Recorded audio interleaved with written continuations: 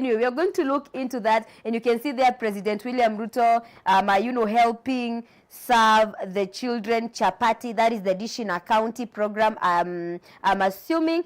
And yeah, actually it's a Dish in a County program where he was giving chapati. And speaking about chapatis, Aki Kenyans, where, it is until you live in Kenya that everything is taken seriously. Everything serious is just taken as something that is just passing. But that is what our newspapers look like today. So you're going to be diving into them in just a short while. Do not go anywhere for that particular one, okay? I'm hoping that you're ready, and I'm hoping that mmeanza kuni text, by the way. Start texting telling me where you're watching us from. I can see Dagosta checking in. He is texting us from Ruiru. Na nasema, thank you so much, Dagosta. Stay tuned for our newspaper review, and of course,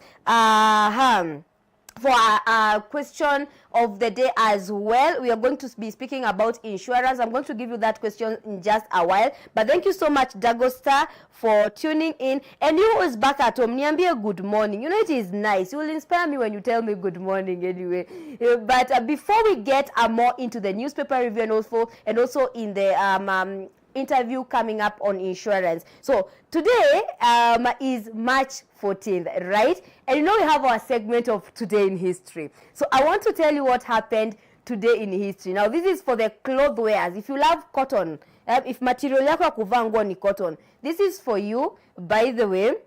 So today in history, what happened? Let me check that. Because apparently there was this scientist, and I don't know why I always find inventions. I don't know why I always find inventions when I'm trying to look for these things.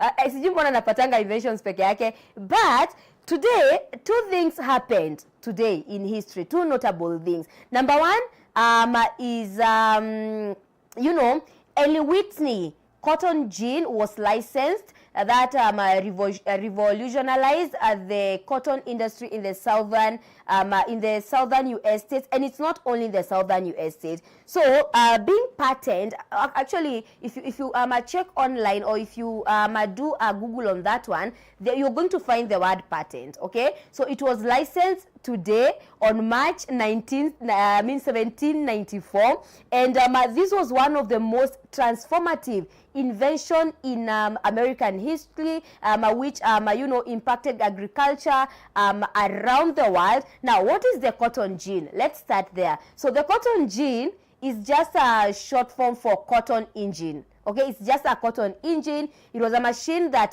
Ellie Whitney invented that could quickly remove seeds from cotton fibers, and then separating seeds and all that. That is how it looks like. I think we have a clearer picture. My producer will be putting it for you there. But this is how it looks like. If you go to the US, you're going to find these in museums. Yeah, exactly. That is how it looked like. This is the first cotton machine. Watu mnapenda kuvaa nguo za cotton. Hivi ndio machine ya kwanza ya cotton ilikuwa inakaa. And that happened today in 1794. So what was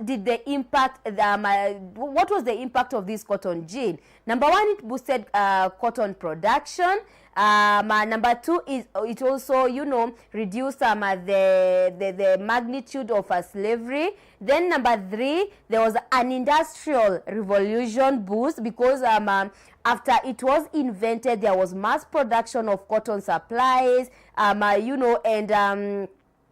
it went ahead to revolutionize, the industry. So watu ambao wanapenda kuvaa cotton, those who love putting on cotton clothes, this is for you today. So that happened today in history. That was on March 14th, 1794. But apart from that, something else happened. So there's a scientist who's called Albert Einstein.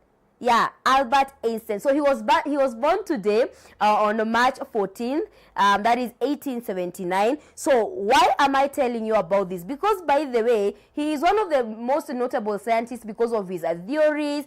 Let me read just some of his theories. We have the special relativity theory. I don't know what that was about, but let me look for one the photoelectric effect. That is what I was looking for. So Albert Einstein was the one who came up with the, the photoelectric effect theory, and this theory actually led to what we know right now as cameras. By the way, without that theory, hatungekuwa na digital camera size. You won't be seeing me right now. You won't be joining, Impact Dialogues with me right now. You won't be watching Oracle TV. And so Albert Einstein was born today. That is what happened in history. Today, March 14th, I've told you there is 1794 and 1879. Tell me your thoughts about it. Tell me your thoughts about it. Ama kama kuna kitu nakumbuka ili happen leo and I've not noted. Unaweza kuwa sikuiona.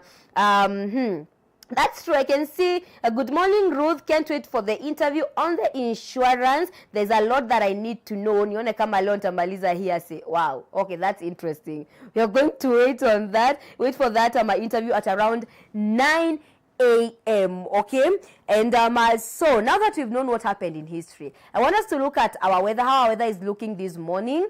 Nairobi right now is partly cloudy with the temperatures ranging from 15 degrees Celsius to 25 degrees Celsius. And then we have Mombasa, which is a little bit sunny and with temperatures between 23 degrees Celsius and 31 degrees Celsius. And then we have Kisumu, which is partly cloudy with chance of an afternoon shower with temperatures ranging between 18 degrees Celsius and 28 degrees Celsius. In Eldoret, it is mostly cloudy, but there's a possibility of light rain maybe later in the day, and temperatures are going to be ranging from 12 degrees to 22 degrees, okay? Then Garissa, it is hot and sunny.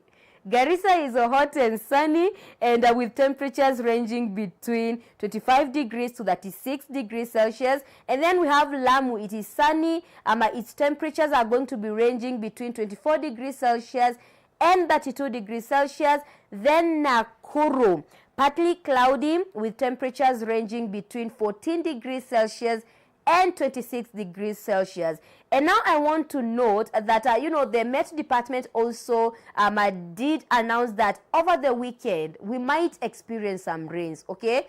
Over the weekend, mukue rada, msinyesho venye tulinyesho Monday. So over the weekend, we might be experiencing some rain. So make sure that you take a note of that. But regardless, remember that God is a God of all seasons. Whether it's sunny, whether it's rainy, whether it's cloudy, whether it's hot like Garissa, we are still lucky to be alive, okay?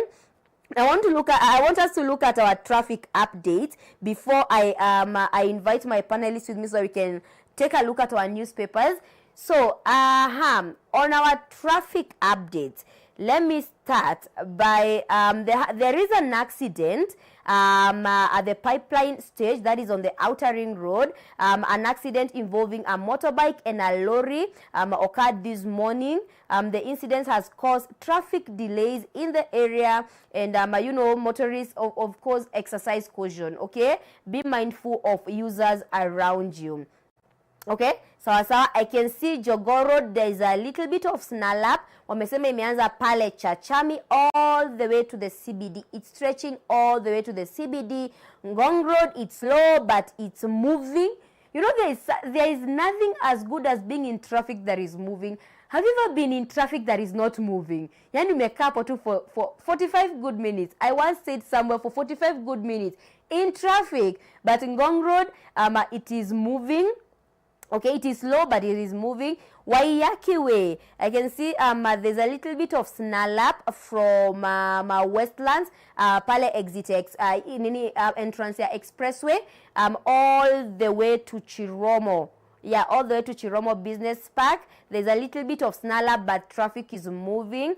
Let me see any other road. We have Kiambu Road. I'm told Kiambu Road is slow, but moving as well. There's a little bit of snarl up as well, but it's moving. There from the DCI, there's a snarl up there, but we are glad that it is moving. It is not as slow, okay? Yeah, let me see if I have any other road mentioned here. We don't have any. Generally, traffic is just flowing, okay? Traffic is just flowing. It is slow, but it is flowing, and we thank God for that. Okay, so if you're out there na uko kwa barabara, please be mindful of other road users, including pedestrians, including car owners like you, including V8 owners like you. Be mindful of other motorists, and we are going to be okay with that. Okay, now that's our traffic update. And now that I've given you our Today in History, we've done our traffic updates and our weather updates, I want us to take a short commercial break. Then when we come back, we are coming back with our newspaper review. So get ready as we dive into our newspapers to know what is happening. Okay, do not go anywhere. We are coming back right after this short break.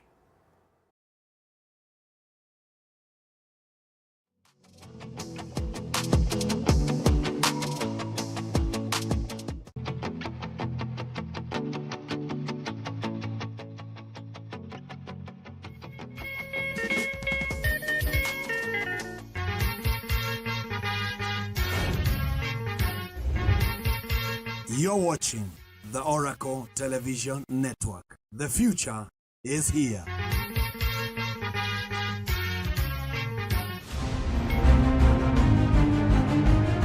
Fall in love with God is the greatest romance. To seek Him is the greatest adventure. And to find Him, it is the greatest achievement. And that is why I want to invite you to the greatest place where you'll find this love. This is none other place than Mountain of Deliverance Church, Nairobi. This is where you find people that will make you love God more. We are located along Moranga Road in Gara, next to Aqua Plaza building. And behind me is the roundabout of Parklands. When you are right here, you just come straight on your left-hand side and you'll find Fig Tree. And then you'll use the Safaricom Green Footbridge. 150 to 200 meters, you'll find our beautiful church, Mountain of Deliverance Church, Nairobi. Our service begins at 8, where we start with face-to-face with God. The man of God, Dr. Francis Oracle, leads powerfully in face-to-face with God. And exactly 9, our praise and worship takes over. We make sure that the presence is comfortable for everyone. We make sure the presence of God is all over in the praises and worship that are led. And exactly at 10 or 11 there, Mom gets in and start prayer, powerful prayer points for you so that your destiny will take shape. Anointing under which I serve. Upako ambao unatumika chini yake. Anointing under which I serve. Upako ambao unatumika chini yake. Command every evil foundation. Naamrisha kila misingi mibaya that has troubled your life. iliyohangaisha maisha It yako. shall bow today in Jesus' name. Inakoma leo kwa jina la I Yesu. send every evil foundation. Kila misingi mibaya. Under the anointing of this altar. Kwa upako wa madhabahu haya. I command that foundation to crumble and to bow down. And at 11, the man of God takes over to make sure that your spirit man is fed and make sure that your destiny takes a good shape. Every occasion requires somebody who knows how to say, Father, I thank you. Kila hafla itaji mtu anajua kusema A asante. thankful heart Moyo wenye shukrani is a fruitful heart, ni moyo umejaa na is a mazao. joyful heart. So I expect to see you this coming Sunday. Remember, this is where you find love, and love is found at Mountain of Deliverance Church, Nairobi. So see you then each Sunday. God bless you.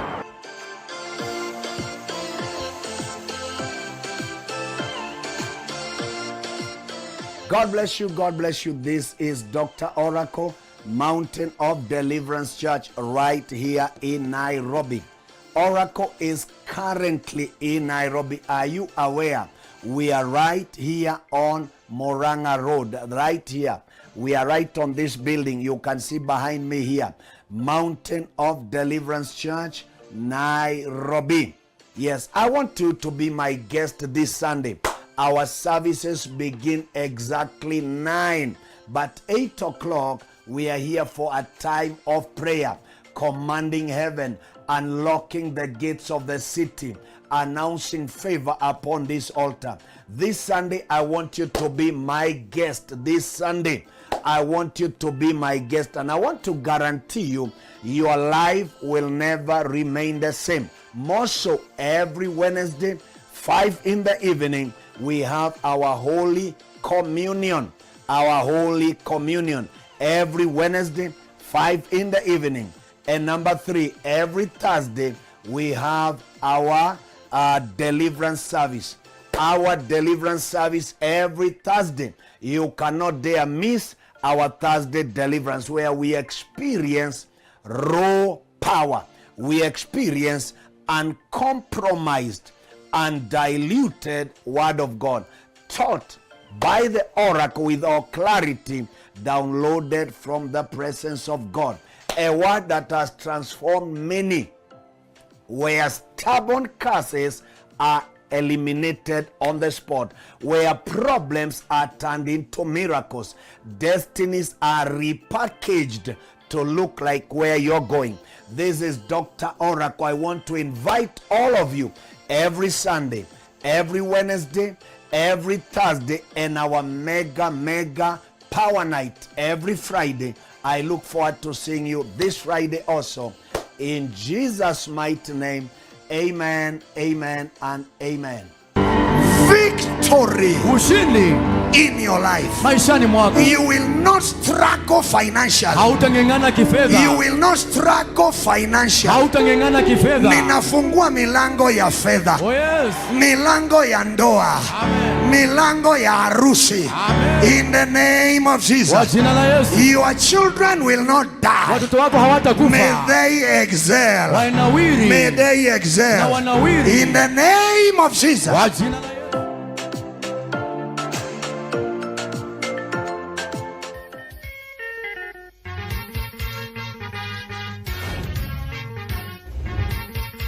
You're watching the Oracle Television Network. The future is here.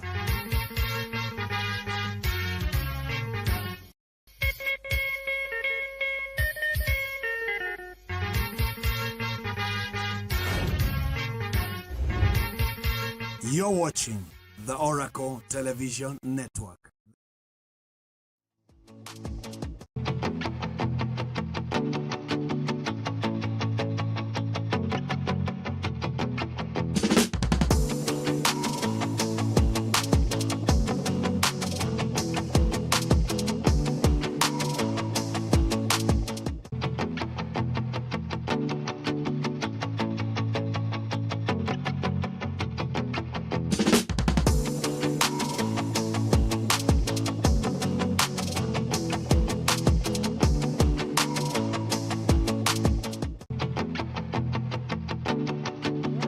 Welcome back. If you're just joining us, this is Impact Dialogue with me, Ruth Wanjiru. You haven't missed much. You just missed our daily history, and you also missed our weather update.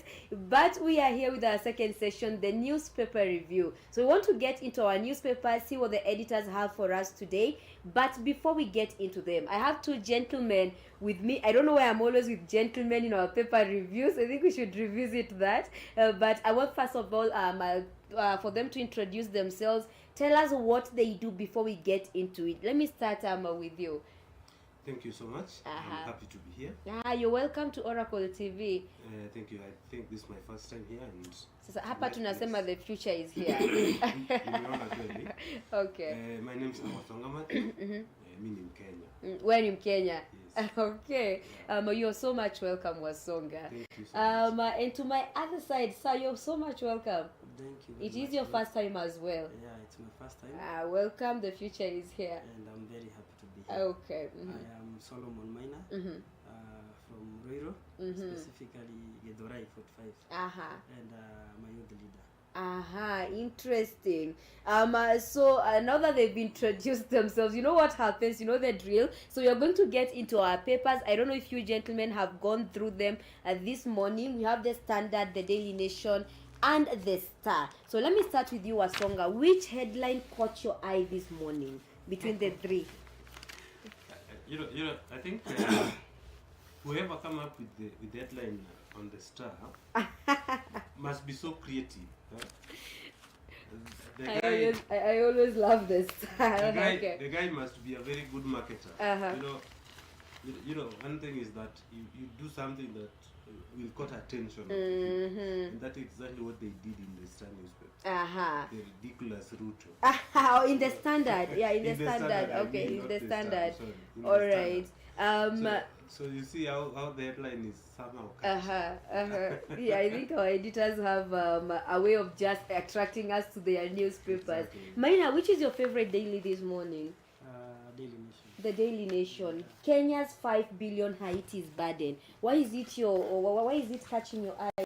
Rose, I'm not surprised.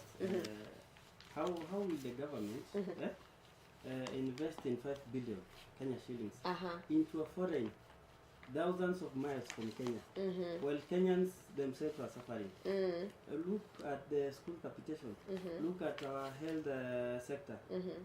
Kenyans suffering. Why would you invest 5 billion in a foreign mission? Look at Baringo. They are still bandits and insecurity issue. Why should we invest 5 billion in a foreign country if this is not business? Why? That is why it's getting your eye. Yes. Why 5 billion shillings? And I'm very, very, very irritated. Actually, now I don't like watching movies. Okay, and Wasonga, you said the Standard was your favorite daily today. Why does it catch your eye specifically? Because of if you look at the picture, That is President William Ruto, helping our children with chapatis. This man William Ruto is so tricky. If you look at the picture plus deadline, then can tell you that we are not only dealing with a smart guy, but a very funny guy. Okay. A president distributing chapatis and even embracing the name El Chapo. I'm telling you, you've not lived if you've not lived in Kenya. That tells you how Kenyans are. And that's what makes us Kenyans. Okay. We are a special species. And let us start with the Daily Nation, because just the other day we had an officer being flown in the country, a late officer. He died while in battle in Haiti. Why do you think the government is taking priority in this is a lot of money, 5 billion shillings, in putting it in this, when we know that the US already cut their ties from the deal? According to me, these are just political interests. Okay. Of which a normal Kenyan or just an ordinary Kenyan would understand. Because I fail to understand, why would we invest in another country which is miles away from our own country, while we Kenyans, we have our own problems? Why should we invest 5 billion? So initially, this mission was to be funded by UN. Yeah, that's true. But UN withdrew. Now we are funding as a country, Kenyan. This is business. This is a personal business. And Wasonga, don't you think we are trying to do more of what do we call them, diplomatic ties? We are trying to improve our diplomatic ties with helping. Yeah, I think I want to differ with what my brother Maina is saying, because as a country, we cannot stand alone. Okay. One of what makes us as a country is also we must have friends. Kenyans must also be friends with others, and a friend will always come in when another friend is in. Okay, so when Kenyans send their troops to Haiti to help, it is not. I won't say that it has got some political interest, because if you look at it, how will Haiti and Kenyan politically, how do they even have political ties? No, they don't. What Kenyans need, just like what is happening across, even here in Africa, when there is a problem in a certain country, it's only good for other countries to come in and help, because whatever is happening in Haiti is on a peacekeeping mission. Kenyans were there to protect the innocent lives of the people of Haitians, just like what is happening in DRC Congo. So we cannot give a blind eye when other people are suffering. And so for this, I think the government did not do anything wrong to support the people of Haiti and try to restore peace in Haiti. And I'm sure you've seen the response of us on social media, of Kenyans on social media about this a lot of money being put in this in this deal, in the Haiti, trying to help Haiti out. Why do you think Kenyans have such a big problem with us trying to help out? Now, Ruth, I beg to differ with my friend. Okay. On the issue of diplomatic ties, President William Ruto have messed with diplomatic ties. Why do you think so? Look at Sudan. We have heard, is it the Minister of Foreign, the lady, saying that President William Ruto is interfering directly with their affairs. Why? There are a lot of interest in South Sudan. We have a lot of minerals. Look at DRC Congo. Look at what is happening. President Yoweri Museveni President Ruto have been accused of interfering with the Yamini just because of the mineral of the, like Congo is one of the leading country with a lot of minerals. So maybe, as according to me, President William Ruto is messing up. After messing up with the country, he's now going to mess up internationally. And why do you think Kenyans But I have think such this is a not the big first problem? time, my friend, this is not the first time Kenyans are giving a helping hand to another country. You remember, you know, the only problem we have with Kenyans is that we complain a lot. You know, it's like it's part of us. Okay. When Kenyans sent their troops to Somalia, we didn't hear much of this interference. Okay. And Wasonga, why do you think we have such a big problem with Haiti? I mean, we didn't have a problem with Congo. We didn't have a problem with Somalia as well. Why is it such a big deal with Haiti? No, I don't think that we have a big deal. The only problem, we Kenyans, is that everything, we always want to look at things from a political angle. And whenever we want to look at things from a political angle, whether it is good or bad, then we must incite the political of opposition and those opposing, those supporting, you know, and we know we will create a discussion even from where it is not even necessary. So even for the Haiti, the only problem that we should ask is that if this 4.5 billion has been spent, then let us have some kind of accountability. Are our officers in Haiti being taken care of? Is the money really doing what it's supposed to be done, not being used to oil other people's pocket? I think that should be our concern. But giving and helping hand to another country should be an issue. It's good that we as a country have not faced a serious crisis like other countries, and we should be proud of what we have. Okay, Maina, you have something to say about that. Let me put you in a context. You are the mother or the father. Would you first go to feed other people's or neighbors' children, and children are dying of hunger? Would you do so? Yeah? Where would we now? Let me ask you, Mr. Songa. Yes. Currently, do you know that our Kenyan forces policemen have not been paid? Do you know? No. Are you aware? Are you aware? They have not been paid for how long? For the month of February. Are you aware? The month of February? Yeah. But no, the month is just ended. Oh, sorry, January. They are supposed to be paid on from date 28. They have not been paid until now. Almost all public servants have not been paid until now. Okay. Now, Ruth, tell me, why should we invest 5 billion in another country where our country is suffering? So the problem, so what I'm getting, the problem here is not investing. It is investing where there are issues that are underlying in the country. Look, for instance, today in this Daily Nation, we are having a crisis of ARVs. There are ARVs stuck in a warehouse worth 4-point-something billion. They just need 1 billion to be distributed. Why should we go and fund a mission in another country while our own people are suffering? But with the budget, Maina, with the budget, don't we have a budget for such things? Now, US, when Trump got into power, he cut the USAID funding that was doing facilitating the distribution. Now, as a country, I'm asking, look, now what we are going to face. For instance, if those people do not get their medical supply at time, the rate of infection in this country is going. Others are going to die. Now, at what expense? Should right now maybe the president decide to withdraw the 5 billion from Haiti? Now, what happens to our police officers in Haiti? Ruth, they should come back and serve our country. What are they doing in Haiti? What are they doing in Haiti? Warudi kwao. Let me tell you one thing, Ruth. I have a friend. You know, I have friends. I invited last time in Roiro. And so I've worked in this government until the Gen Z, whatever. So, Ruth, I have friends. Most of those people, they are complaining. The police in Haiti, they don't get their facilitation on time. Now, this one, the 5 billion, do you know the 5 billion? First, we made the first supplementary budget.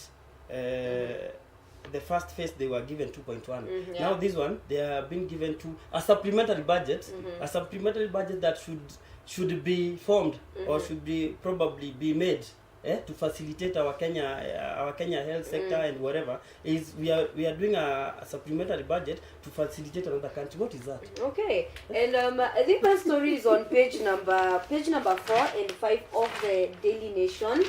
You can go ahead and read that. There's a lot that has been mentioned there, including why they've decided to put in 5 billion shillings into facilitating the officers in Haiti. Remember that I think the last batch that was sent was 144 police officers, right? You can go ahead and read that on page number 4 and page number 5 of the Daily Nation. I don't think I've seen that in the Star. Have you seen anything of sort in the Standard?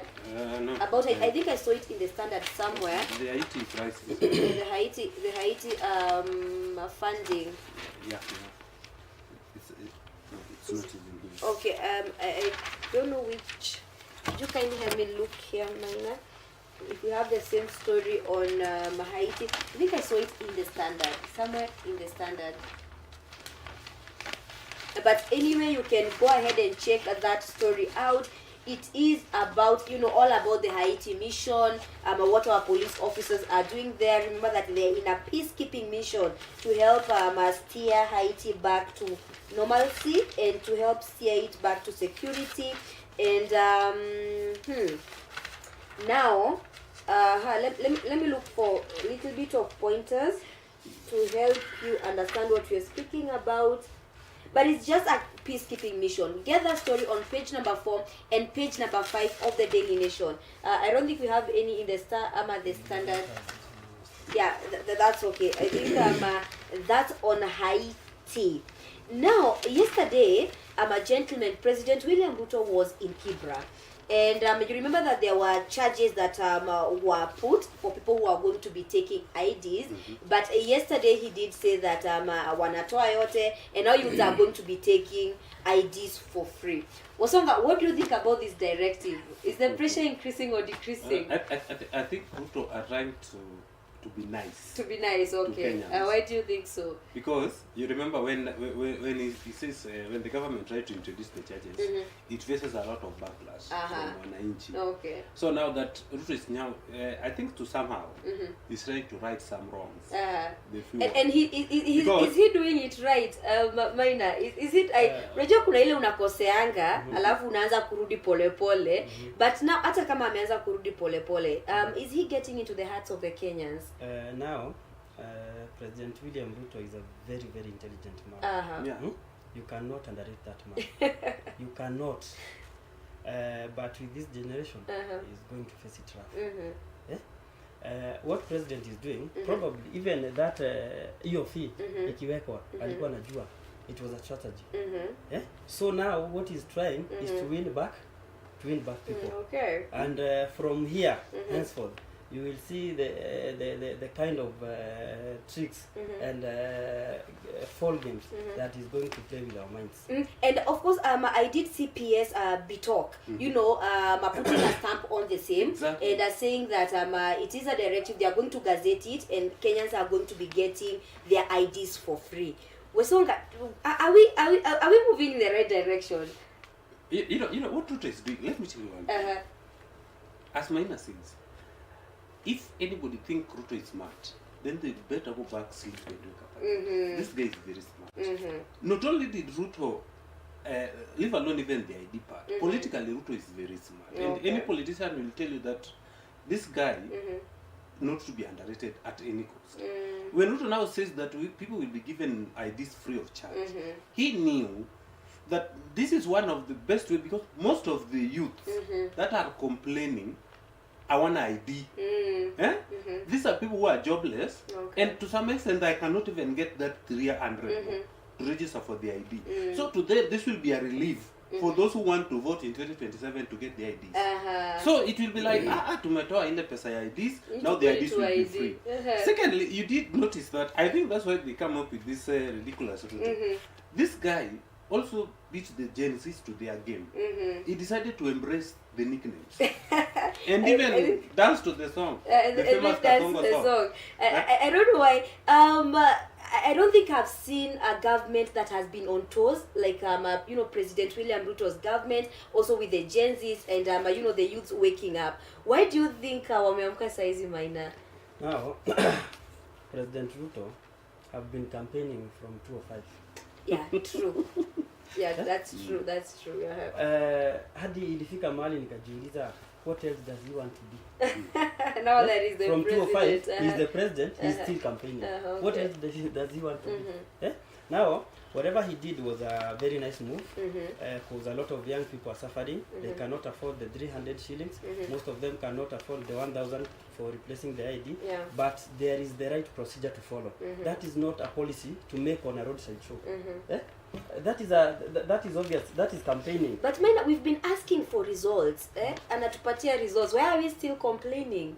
Which results? We've been asking for results. We want you to do this. We want you to do this. Because if you remember, when the Gen Zs were protesting, I think you know, the hiking of prices in IDs, you know, introduction of new charges in IDs was one of the reasons why they were angry. Now that ameitwa, why are we still angry? Sasa kutoa hiyo fee ID italeta chakula kwa meza.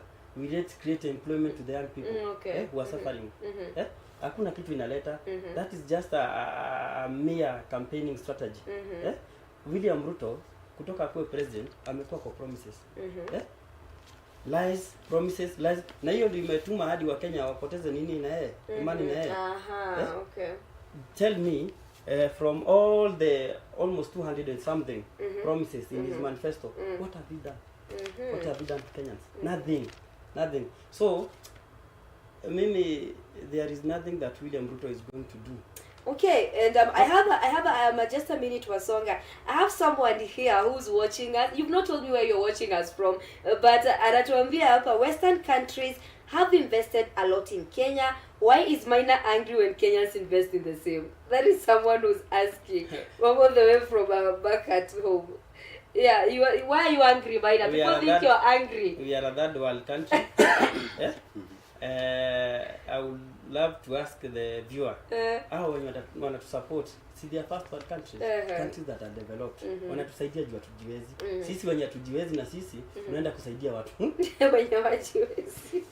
Okay, that is all Maina. Wasonga, you were saying something before I read the message. Okay, what I was trying to tell Maina was that Maina says, you know, unajua Kenyans, we must stop this katabia of arguing everything, whereby we just oppose everything. Let us give credit where it's due. For instance, when the government says SHA is not working, they admit it. Yesterday, the Embu governor, who is also the chair lady of UDA party, admitted that this thing is not working. The Right Honorable Raila Odinga did admit this thing is not working. They know, but they are making it work. Why can't we just be, as Kenyans, be patient enough to give the government time and try to make things right without complaining? Mark you that this government has only been in office for 2 years, okay? And when they were taking over from the Ruto regime, remember President Ruto took over when Kenya faces 2 serious pandemics. We just come from the COVID-19 and also the drought, which affected the country economically. So which miracle were we expecting, even if whoever become the president, even if Raila was to be the president, or even Wajakoya, or even this other guy, what was his name? Ebiso Mwaure, was to become the president, they could have not done so much more than what President Ruto is doing now.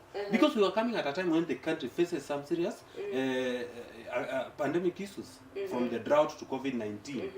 But we can say, as much as we complain by now, let's also agree that in 2 years, the price of the basic commodities have really reduced to the most affordable prices compared to the last time when Ruto took over from office. So at least at times, even when we want to complain about the government of today, let us also learn to give credit where it's due. When someone did something right, we say, hapo umefanya vizuri. But when they did something wrong, we say, hapo kidogo haijakuwa vizuri. When we say SHA is not working, it's true, it's not working. Personally, I was in Bagavi Hospital when I go for treatment. I asked that doc, can I use my SHA? And they say, no, it's not working. Okay. You can only use it in inpatient. And Minor, is it that we are impatient Exactly. as Kenyans? Is it that we are impatient? Ni sisi hatutaki kungoja vitu zifanye kazi. Nothing is working. Uh-huh. There hakuna maneno ya sijui being efficient and what. Now, Wasonga. Yes. Why should the government move from a system that was working perfectly to a system to trying to implement a system that is not working? Why? Okay. At expense of who? Now, Wasonga, tell me, kuna mtoto saizi yako kwa ward, kuna mama mjamzito amekaa mahali, kuna mzee mahali saizi anataka afanyiwe dialysis ama therapy ya cancer, atagoja sha ifanye kazi ndio asikufe ama afufuke. Okay, no, this is okay. I think from where I sit, what the government should do is now to come up as fast as possible, because when we talk of health of human being, this is something that we should not play with. Okay, tunaongea maisha ya watu, and I agree with you. So in some cases they should look at it. It's not that haifanyi kazi kwa yote, but inafanya kazi pole pole. On the NIF, my friend, the corruption that was on NIF ilikuwa kwa level ingine. Okay, this is where people will hike prices. Okay, do you know during the NIF, trust me, ungeenda especially the private hospitals, okay, Ruth, ungeenda hospitali uko na homa saa hizi, then watakwambia unaekwa ward. And you know, because NIF is paying. The SHA was introduced, I think, in October. Yes. Last year, and now we are how many months down the line? People are still complaining.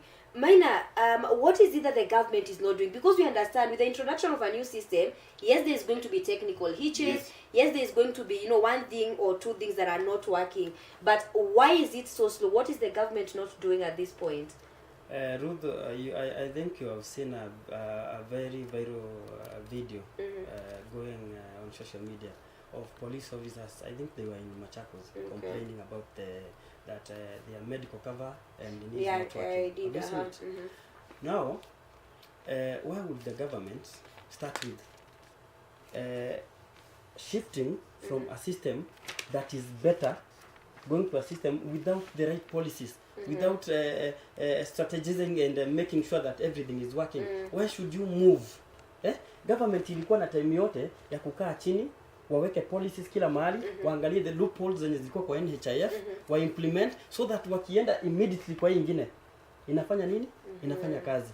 So why should we do that? At the expense of Kenyans?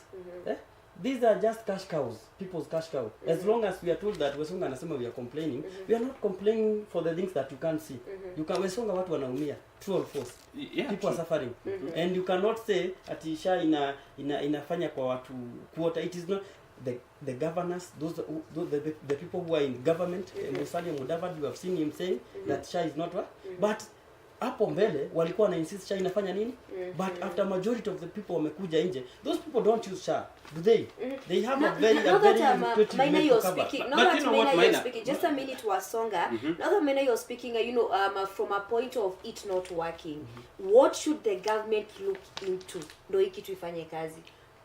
The first thing, government iwache kuweka kila kitu kama ni biashara ya watu. Okay. It should be fast. Look at the interest of mwananchi, ule mwananchi wa chini. Ile wakati tuta focus na kuangalia mwananchi wa chini, hiyo maneno itakuwa sawa. Another thing, corruption. Corruption is eating our country. That wewe ukiangalia kwa hiyo SHA, wale wenye wamewekwa hapo SHA ukiangalia ni most of them are very very proxies.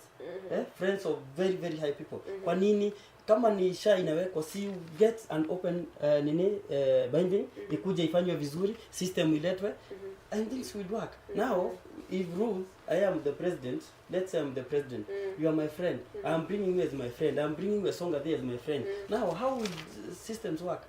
Let's work with professionals, people who know what they do. That is what the government should be doing. Okay. Lakini kutesa wananchi juu ya vitu kama that is very bad. Wasonga ulikuwa unasema kitu. Okay. Me I think the first thing, for instance, if you look at where this argument was, first it was about the pending bills. Okay.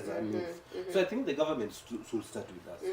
Because I agree, and I'm not saying that SHA is working in totality. No. We agree that it's not working in totality, and we also agree that the government is working to make it work. And we have to give it time, because Unajua ndugu yangu, speaking ukinunua about gari, time, huwezi jua gari kuna shida until Wasonga, We speaking cannot about say- time, speaking about time, just a minute, Minor. Speaking about time, Yes. how much more time do Kenyans have to wait for it to work? No, I think we don't. I think up to this time, it is now upon the government to know that Kenyans has run out of time, and we don't have more time to wait. So if it is there are some pending bills from the NIF, this will clear it. If it is on the system, we have Kenyans who are got brains who can come up with a system that is working. That is what now they should sort within the shortest time possible, so that we can kick up this thing running. But from where I see it, once SAR is fully implemented and it's fully rolled out, it's a good thing. Yeah, Okay. it will be good for all of us. I want to take you back into 2018, Yes. as you can recall.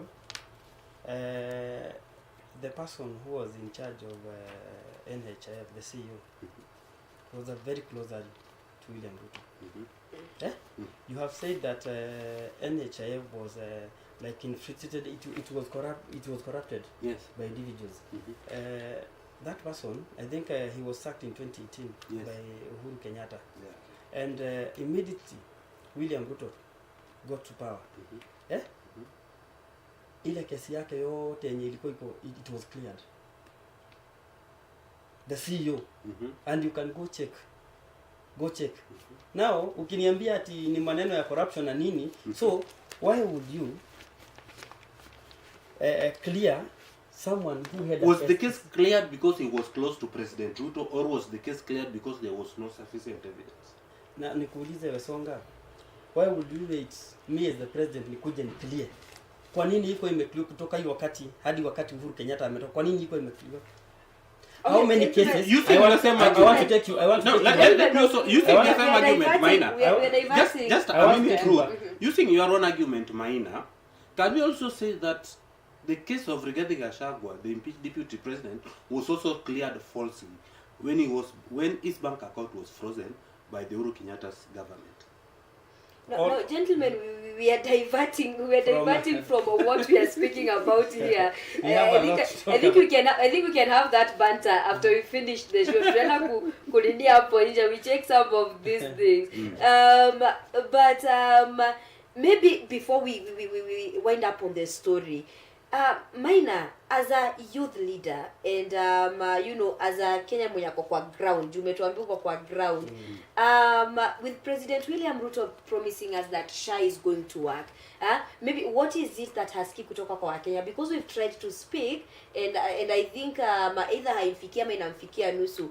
What is that information yenye haimfikii? William Ruto knows everything that is happening in this country. Okay. He's aware. The only problem with him, he thinks he's too smart. He thinks he's too smart that he can convince every Kenyan. William Ruto, saizi sikudanganyi. You know I have friends and I can tell you I have friends. William Ruto knows what is everything that is happening in this country. Anajua kila kitu. But mimi unajua mimi I always talk the truth. The problem with this country ni watu wanajitakia wao wenyewe. Unaona kila kitu ni biashara. Kila kitu ni biashara. But if you can focus at serving the people, hii nchi iko na pesa mingi sana. We have a very rich country with a lot of resources. Okay. The only thing that we have is failed leadership. That is the only thing I can say. That is interesting. And my producer tells me we have a few minutes left, and I don't want us to end our review today without speaking about Elcha. I don't want to. Like, you will hold me accountable for it. But I'm sure that you've seen the AI generated images. Kuna yenye niliona hapo ikipita tunatoka tu na stew. Chapati imejaa tu kila mahali. Unatoka tu na stew. I saw Chapati City, River ni chai, alafu chapati hapo juu. And I think hata saa hii nimebeba dengu hapa. Umebeba dengu, natambia tuna chapati. Mande na sijaona kutoka jana sijaona hizo chapati nzuri.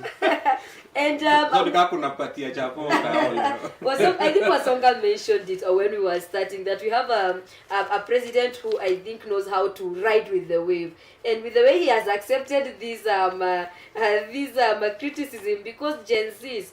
Anyway, Wasonga, as we wind up, what do you think about the whole 1 million chapatis thing? Okay, when Ruto President Ruto, hata sometimes kumtetea ni ngumu because when he promised a machine over 1 million chapo.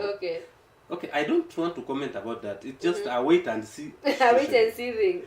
But one thing I will tell, one thing that Ruto maybe might have outsmarted the Gen Zs is when he embraced these nicknames. Okay. The moment, when someone nickname you something, maybe to make you feel like lower your self-esteem, ama akunyanyase kidogo na ka nickname. When you decided to embrace the nickname and become part of you, the entire intention now become meaningless. So that is what Ruto automatically did. Okay. If now you say Kasongo, okay, yes, ni Kasongo, ni sawa tu.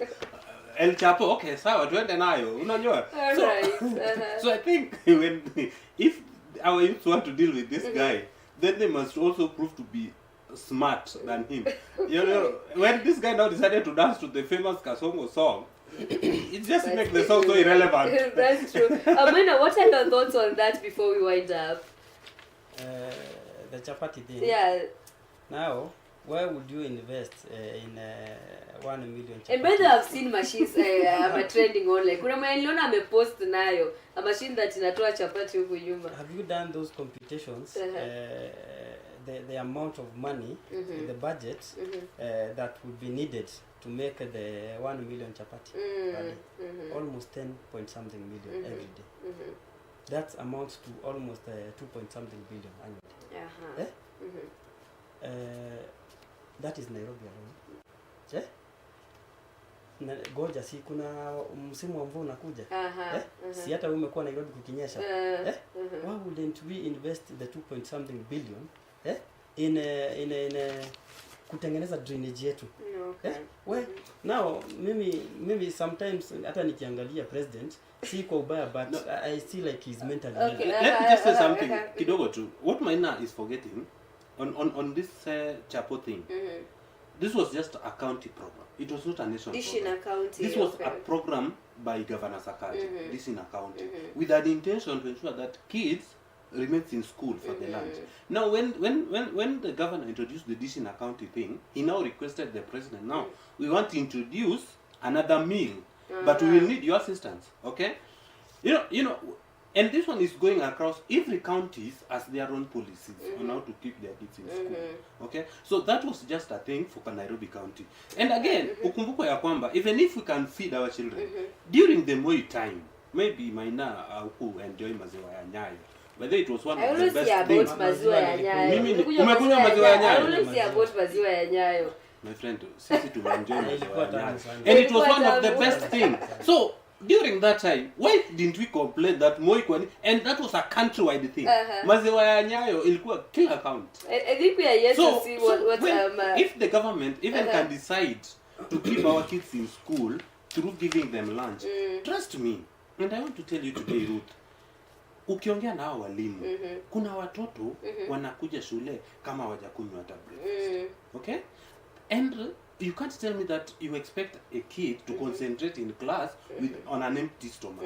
So if the government can now say, let us keep our kids in school and give them that lunch, I will support it 100%.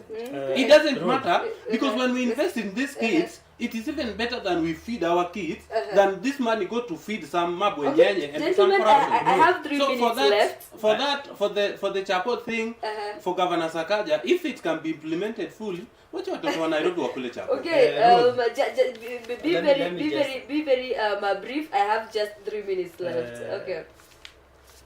For the chapo thing, the Dishina County was a Nairobi County program. But remember, President aliwaambia, and I can remember during the launching, it was Sakaja anatoa pesa nusu, ile pesa Sakaja anawekelea nusu, na yeye president from the national government anafanya nini? Anatoa nusu. I remember them talking of coming up with policies zenye zita integrate the national government na nini na county government. And if you can remember, there was a delay, ilidelaywa juu ya hiyo. So kupatia watoto chakula si vibaya. Na kuna watoto wanatoka manyumbani kama hawajakula. What if we approach this issue na another perspective. Kwa nini watoto wanatoka nyumbani bila chakula? Why? Kwa nini watoto wanatoka nyumbani bila chakula? Because maybe the kids cannot put their food on the table. Wazazi hawezi fanya nini? Yes. What if as a nation we come up with programs, we build up industries so that on a lot of raw materials we can add value. Kama our tea tuna import ikiwa raw, true or false. Macadamia we import. What if we come with policies to make sure we create employment so that huyo mzazi akitoka nyumbani ataweza kuwekelea nini? Chakula. Kwa nini? Mbona tutegemea ati ni chakula kila saa watoto kupewa? Interesting perspective. We have a lot of things. Unajua shida yetu ya Wakenya ni kila saa mnaangalia the other side. The main ball lies with the government. Okay. And I would like us to continue with this conversation, but I am out of time, producer. Yeah, thank you. You can see some of the, I think that was the most famous machine they put up there kwa images. You can see chapatis there. Mimi nangoja tu nitoke kwa nyumba, unaenda tu kiokota moja moja. Kama Maina nibebe dengu. Sasa imagine mashini kama ile, mtu tuseme for instance, let's say trail. Mtu alete mashini kama ile ya kutengeneza chapati. Badala ulete mashini kama hii ya kutengeneza viazi, watu wana add value, zinaenda zikiwa crypto ama vitu zingine. You create employment. Okay, interesting. And thank you so much. Problem and give food to Wasonga, I'm out of time. I'm out of time. And I still want to give. No, I'm out of time, and I still need to give each one of you a minute for your parting shot. So allow me to just end the conversation there. Thank you so much, gentlemen, for making it for our newspaper review today. Let me start with our song. Give us in less than a minute. Kindly be very brief. Give us your parting shot for our paper review today. Okay, what I can say is that as we wind up is that as Kenyans, sometimes let us appreciate the good things the government is doing, and also learn to be patient. Give credit where it's due, and also criticize where necessary. And while we are doing criticism, let us do it positively. Like Maina says, at times, let us not also look at the negative side. Even as we criticize, we can even offer solutions. We say, government, this is what we think. If we do it like this, it can add more value than when we do it like this. But it will not be just a matter of we oppose everything and anything. That's interesting. Thank you so much, Wasonga. Maina, in less than a minute, give us your parting shot for today's review. Ruth, Kenyans are not happy. Okay. Nothing is working in this country. Hakuna haja tudanganyane. Na we as Kenyans, if you don't stop tuambie maneno ya patient, utagoja hadi ugoje hadi ile time utatoka hii dunia. Kisemani kugoja. We must arise and speak up. Mimi, I want to urge the youth of this nation. Si alisema ID ni free. We will launch campaigns. Youth for registered voters. In 2027 we must do an overhaul. Sisi hakuna sijui baba, sijui nani. Sisi we want new leadership. People oriented. People who have the interest of this nation at their core. Si watu wa kujitakia. Sisi tunataka a new breed, na we will mobilize, and Kenyans must rise. Young people of this nation, sisi hatutakubali kutumika kama elada tena. We won't be voting machines. If we are not on the table, we will be the table. Kama tuko hapa tunavunja hiyo meza. Okay. Yeah. If we are not on the table, we will be the table. Those are Maina's closing remarks. And of course, to you back at home, thank you so much for your feedback and for joining us for our paper review today. Now, do not go anywhere. Insurance interview coming up with one of the best. Actually, I think he just won an award for the insurance. I can't remember quite the name. I'll check that out before to Rudy. But Alfred Madhu, one of the best insurance agents there is, one of the best financial advisors there is. So if you are out there and you have a business, this is for you. If you're out there and you're a youth and you want to invest in your future, this interview you cannot miss out. So we're going to go on a very short break. Do not go anywhere. Keep sending in your questions. Keep sending in your remarks, especially on insurance. And yeah, we are going to have that in just a while. Do not go anywhere. This is Impact Dialogues.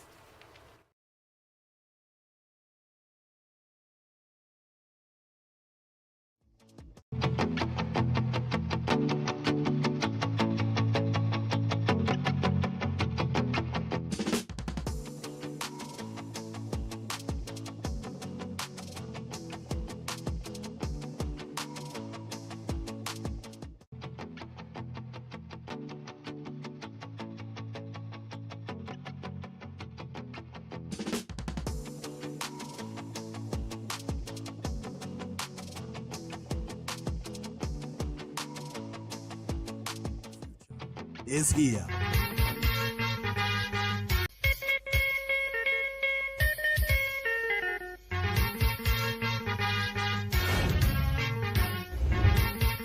You're watching the Oracle Television Network. The future is here.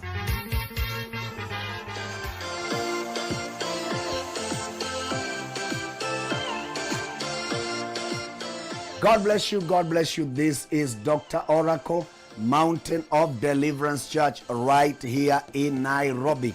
Oracle is currently in Nairobi. Are you aware? We are right here on Moranga Road, right here. We are right on this building. You can see behind me here, Mountain of Deliverance Church, Nairobi. Yes, I want you to be my guest this Sunday.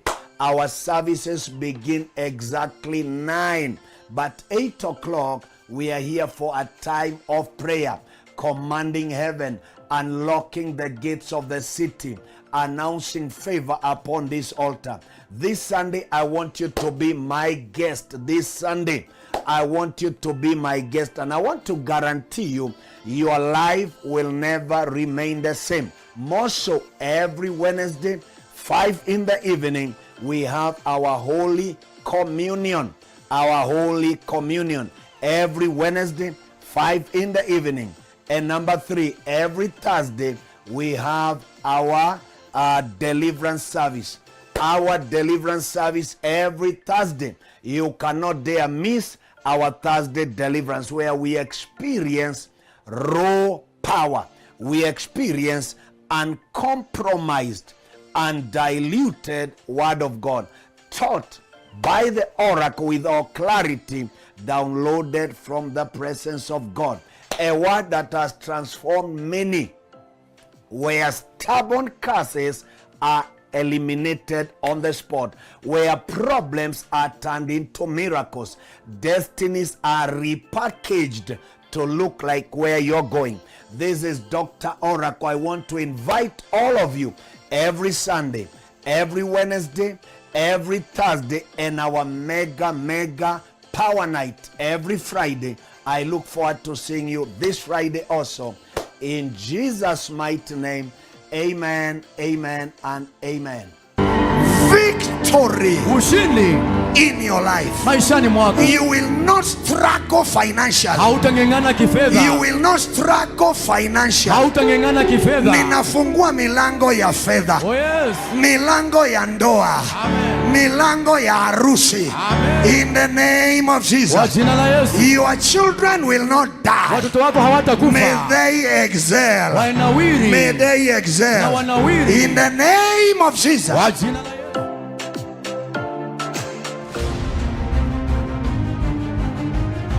Fall in love with God is the greatest romance.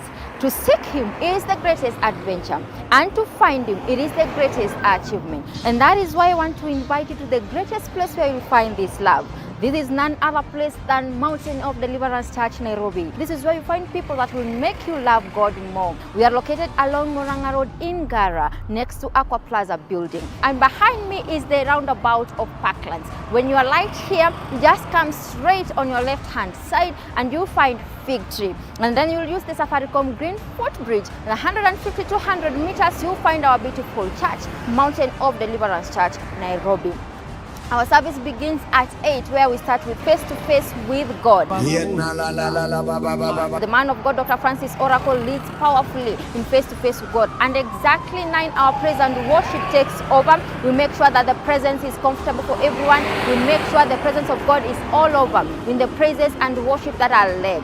And exactly at 10 or 11 there, Mom gets in and start prayer, powerful prayer points for you, so that your destiny will take shape. Anointing under which I serve. Upako ambao I unatumika said chini the yake. anointing under which I serve. Upako ambao unatumika And chini I yake. command every evil foundation Naamrisha kila misingi that mibaya has troubled your life. iliyoangaisha maisha It yako. shall bow today in Jesus' name. Inakoma leo kwa jina I la said Yesu. every evil foundation Kila misingi under mibaya. the anointing of this Kwa altar, upako wa madhabahu I haya. command that foundation to crumble and to bow down. Naamrisha And at 11, the man of God takes over to make sure that your spirit man is fed and make sure that your destiny takes a good shape. Every occasion requires somebody who knows how to say, Father, I thank you. Kila hafla itaji mtu anajua kusema A asante. thankful heart Moyo wenye shukrani is a fruitful heart, ni moyo umejaa na is a mazao. joyful heart. So I expect to see you this coming Sunday. Remember, this is where you find love, and love is found at Mountain of Deliverance Church, Nairobi. So see you then each Sunday. God bless you. Right, whenever you see me, you know it is unspoken. What is this that is unspoken? Are you dealing with childbirth? When a child comes to, they want to tell you something, allow them to be children, encourage them, punish them where it is necessary. Are you dealing with drug addiction? When we talk about drug addiction, we simply mean that there is a dependency of a substance. In this case, when you talk about substance, it's any chemical that will alter the normal functioning of the body. So with addiction, we say that there's an alteration of what happens. Psychological alteration, behavior alteration, and we can simply say that one becomes dependent of any drug of choice. Are you dealing with succession issues? Are you dealing with divorce, separation? Are you dealing with anything that is not spiritual? As much as we say everything is spiritual, there are things that you need to deal with them in carnality. And that is what we do here at The Unspoken. We bring lawyers. Well, my name is Penina Muigai, Mrs. Gatei, in another name. I've been a lawyer in this town and elsewhere. I've been practicing for more than 15 years. Advocates, magistrates, we bring doctors, we bring counselors, we have people who are dealing with depression, we have people who do not know that they have dealt with child trauma, we have people who do not know how to deal with their landlord and their landladies. By the way, did you know what your right is?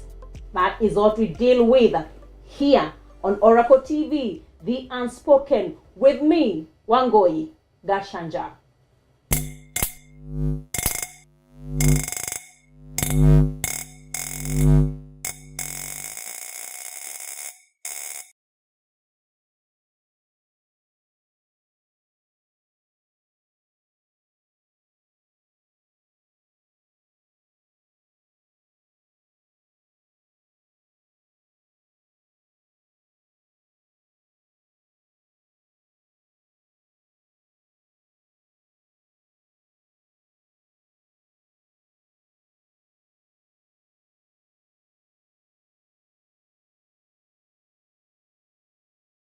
Are you seeking solace in the stillness of the night, searching for guidance or strength beyond the realms of the day?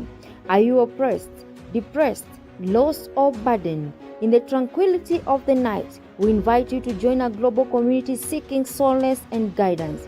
Set aside this sacred hour to immerse yourself in the serenity of prayer, to find strength, healing, and divine intervention. This is the night, this is the hour, this is our night of victory. Brandos Ketayagadaya. You cannot afford to be on your bed. You cannot afford to be in your bed again. This is Dr. Oracle inviting you into our hour of victory. Experience the power of prayer live with man of God, Dr. Francis Oracle, guiding us through moments of reflection, healing, and transformation. Let your burdens be lifted, your hearts be filled, and your spirit soar. Together, let's embrace the peace that only midnight prayers can bring. Set your spirit aglow. Tune in every night at midnight and be part of this journey towards spiritual awakening. Join the man of God in this life transformative victory hour. Let's unite in faith, creating unbreakable bonds that transcend time zones and borders. Set your reminders, set your alarms, clear your minds, and prepare your heart for the extraordinary journey of victory. Together, let's embrace the power of prayer. Join us every midnight and let the miracles begin.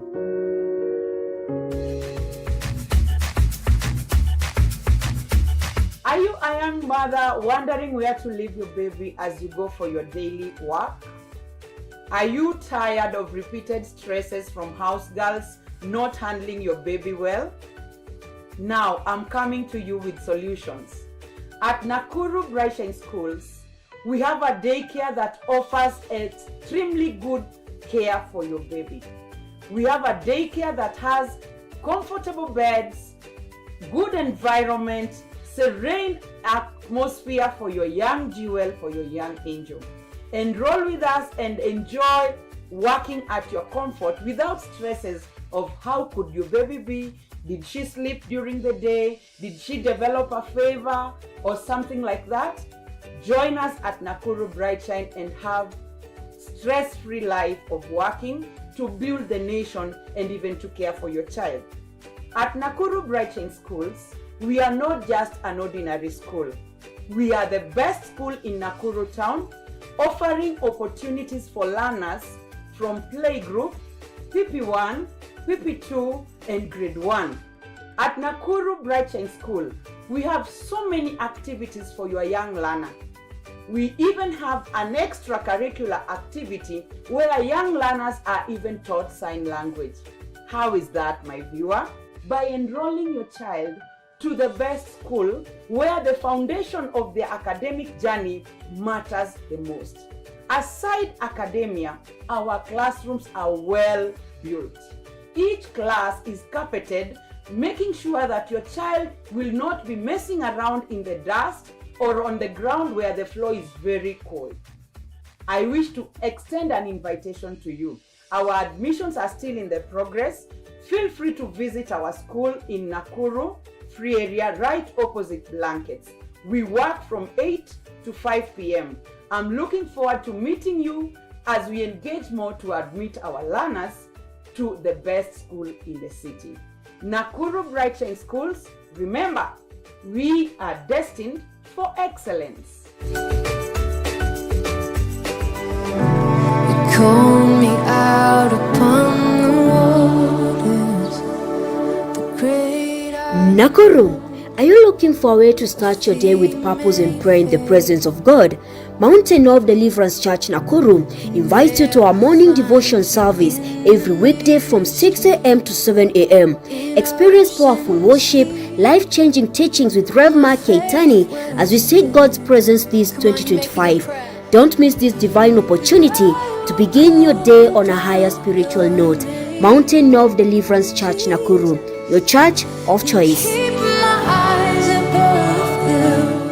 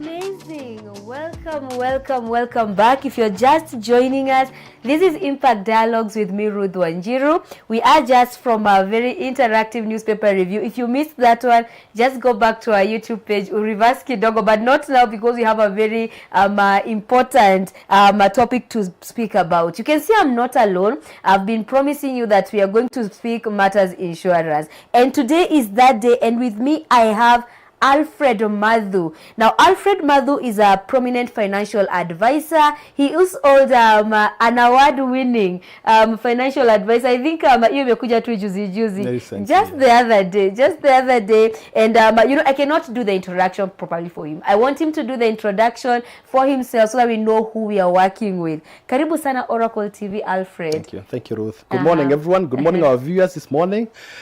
The bigger family of the Oracle studio. My name is Alfred Madhu. I'm a financial doctor. I speak to people about money matters. It's a bigger journey all the way from the entry to the retirement. I ran a financial consulting business called the East Africa Assurance Company.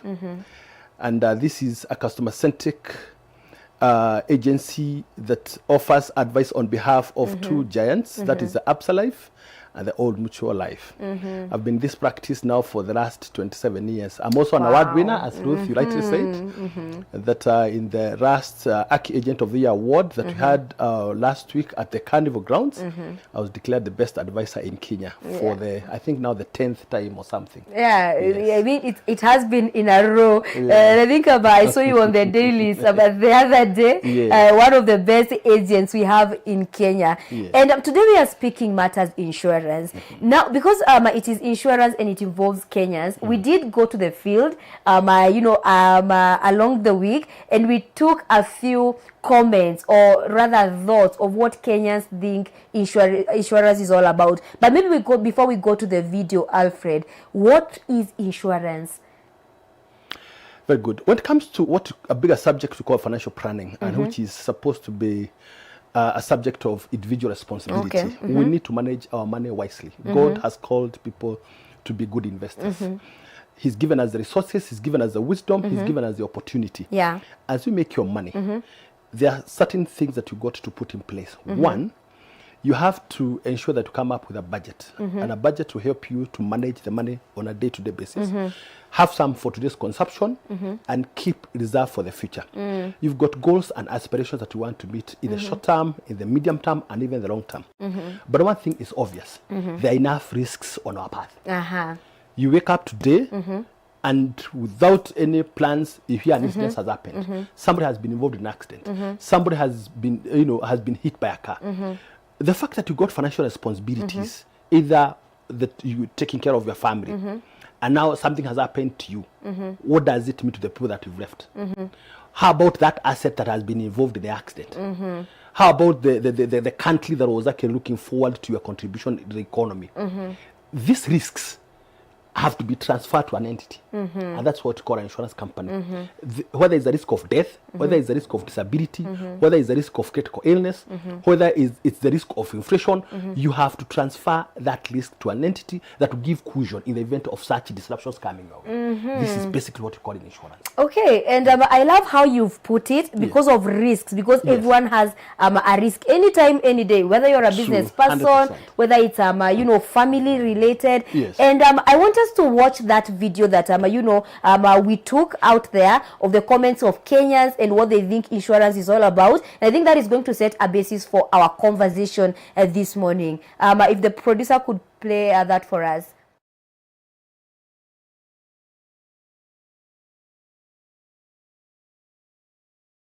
They say when your life is insured, your future is secured. But do Kenyans really know this? Now today we're in the Ngara Fig Tree Market and we want to know what Kenyans know about insurance. So walk with me as we hear their opinions on this. Habari yako? Jema. Unafanya kazi gani? Driver. Na ushaikuwa na insurance? Yes, already. Juu gari yenye tunafanya kazi nayo lazima iwe na insurance. Yes. Na sasa personal insurance? Our personal insurance sijawahi kuwa nayo, but nasikianga iko. Na ni vile huduma haijawahi tufikia kwa njia ambayo inafaa ili tuweze kujiajilisha katika insurance. Na unadhani kuna umuhimu wote wa kuwa na insurance personally na pia wewe kama mwendeshaji gari? Kuna muhimu, mimi najua vizuri kuna muhimu. Juu ukiangalia insurance yenye tunatumia, especially sisi mandereva huwa ina cover passengers, but drivers we are not covered by insurance. So it is important for us to have. Unafanya kazi gani? Mimi niko tu hapa na matatu, kazi ya matatu tu. Na unajua insurance ni nini? Najua insurance huwa ina insure mtu. Na wewe personally ushaikuwa na insurance? Hata sijai jaribu. Kwa nini? Unajua vitu zingine huwezi jua, yani vitu zingine kukufikia ni ngumu. Tena huwezi acha kazi ufuata, lakini mkikuja hivyo mnakaa, mnaweza saidia watu sana, muwaonyeshe njia. Na unadhani kuna umuhimu gani wa insurance? Insurance ni mzuri juu hata kama inakukava wewe mwenyewe, ni mzuri juu itakukava. Nafanya kazi ya kuuza matunda. Ushaichukua insurance ama ushaikuwa na insurance? Nope. Kwa nini hujaichukua insurance? Okay. Insurance najuangania either gari. Yeah, in most cases. Wewe kama mfanyabiashara unadhani unahitaji insurance? Yeah, inaweza depend. Kama insurance I think inakuanga ya kucover something that can come up. Yenye inaweza cover kitu kama accident, maybe robbery. Juu saa hii ni kitu yenye nauza, maybe wakora wanaweza kuja waibe, so I think inaweza waka. Unafanya kazi gani hapa? Mimi nafanya kwa stage. Mimi ni stage warden. Na unajua insurance ni nini? Insurance najua ni nini. Na tuambie ni nini? Insurance ni ya kuinsure passengers wenye wako kwa gari but not driver. Sasa wewe kama personally achana na driving, wewe personally ushaichukua insurance yako? Mimi nimechukua. Na umuhimu wa insurance ni nini hasa? Umuhimu wa insurance ni kusimamia gari na abiria. Na kulingana na venye kunaendelea siku hizi, si ati ni abiria mwenye hana pesa. Juu sasa abiria tuseme you are hitched kwa gari na usipofuatilia kwa koti hautakuwa nini? Haitakuprotect. Unafikiria kuna umuhimu wa Kenya kuchukua insurance? Kuna ligani insurance gani? Kuna personal insurance na kuna this vehicle insurance na kuna public, vitu kama hizo. Sasa pikipiki, vitu kama hizo. Insurance sijui zaidi, lakini naielewa tu kwa umbali. Ni kwa nini watu hawaelewi? So kama sisi watu wa biashara ndogo ndogo, si lazima tufuatilie sana insurance. Na ile kidogo umesikia insurance, umesikia nini? Nishaisikia kitu kama insurance ya moto, like vitu zako umechukua insurance ya moto, alafu vitu zako zichomeke, unakuwa refunded juu umechukua insurance ya moto. Ni hiyo tu. Hiyo ndio kidogo najua. Unadhani kuna umuhimu wa kukuwa insured? Kuna umuhimu. Kama? So unaona kama uko na, tuseme hapa tungekuwa na hoteli kubwa, so kuna riski ya moto. So ni poa kama tumechukua in case moto chomeke, vitu zichomeke, tutakuwa refunded. Ushaitumia insurance? Mimi sijui about insurance, labda nielezee uzuri wake ama ubaya wake. Ni kusikia hujawahi sikia before ama? Vile hatukuangi serious sana, ama mimi sikuangi serious sana na kujua vitu zingine. Lakini ile kidogo umesikia kuhusu insurance, unajua umuhimu wake? Ndio nataka unielezee. Yeah.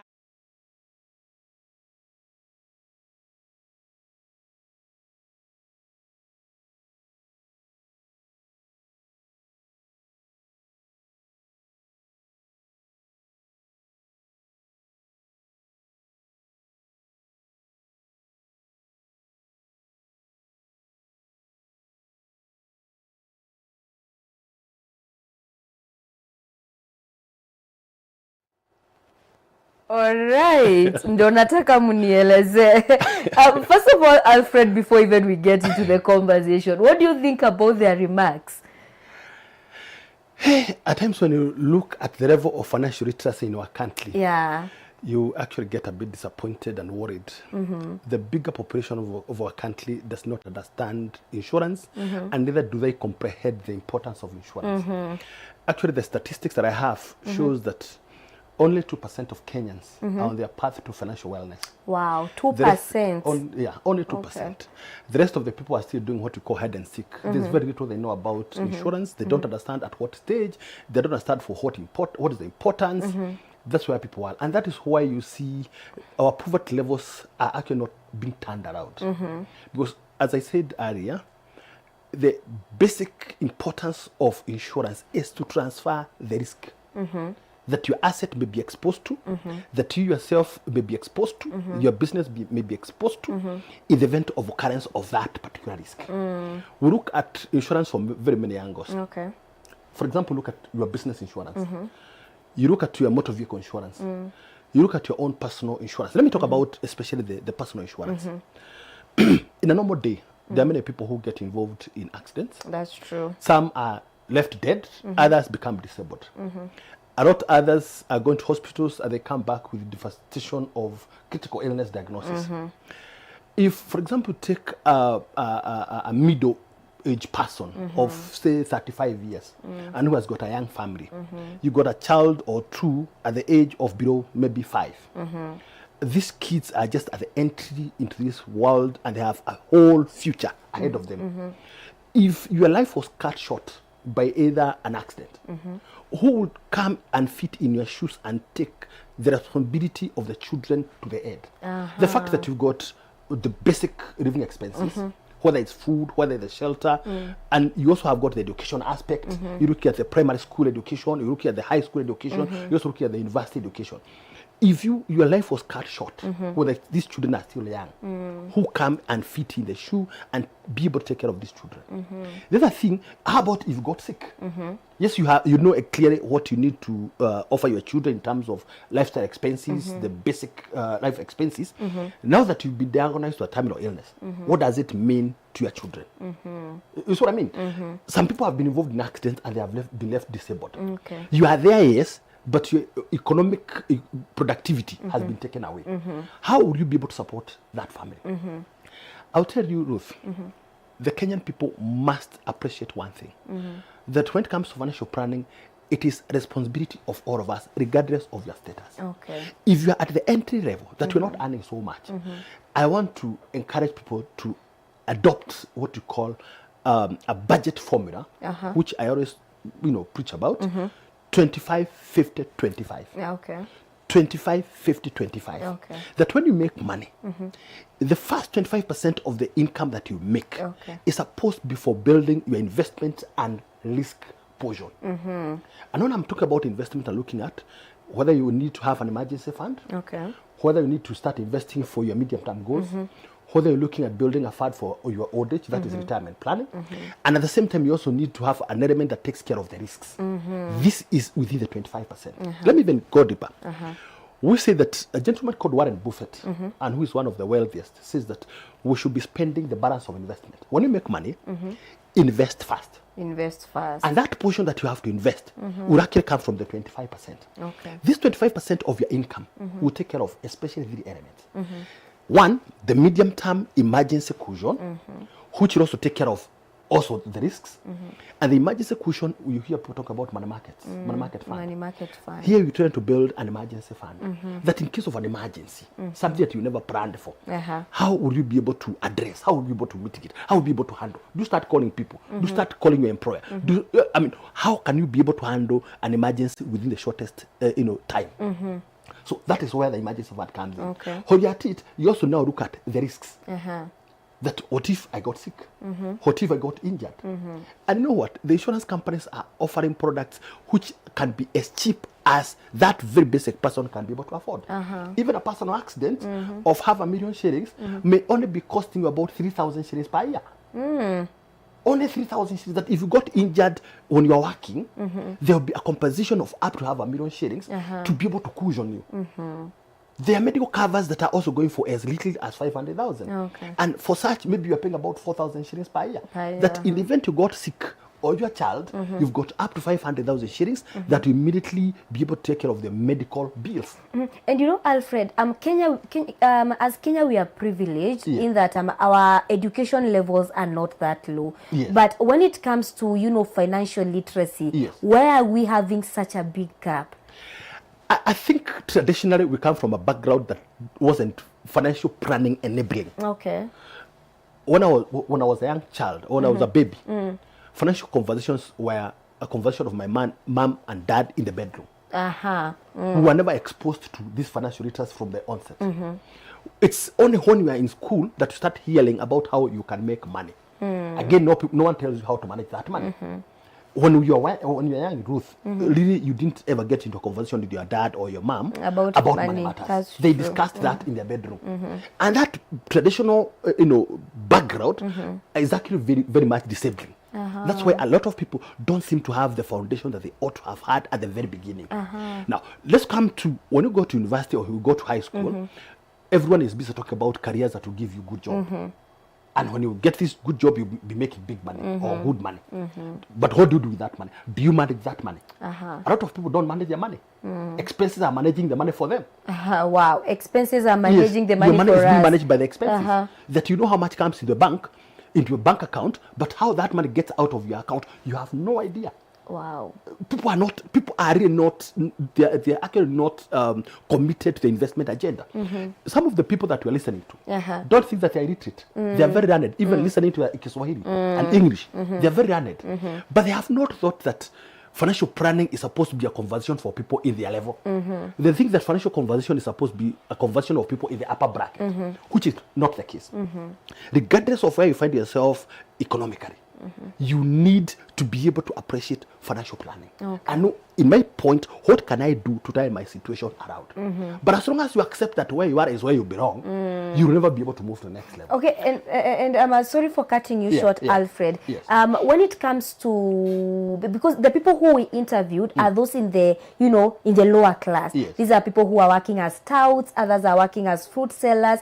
For them, how does financial planning look like? For someone who's saying, napata hii 200 leo, na sina ingine, ni hii tu, so anaenda ananunua unga na mboga na hiyo story inaishia hapo. You know what? We are majorly a spending community or spending society.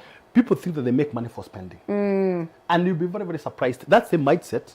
You even find it with guys that are in the upper bracket. Guys that are earning even way much more in terms of salary. We, in the corporate world, private sector as well as the public, you're getting guys that are actually earning good salaries. But everyone thinks that money is made for spending.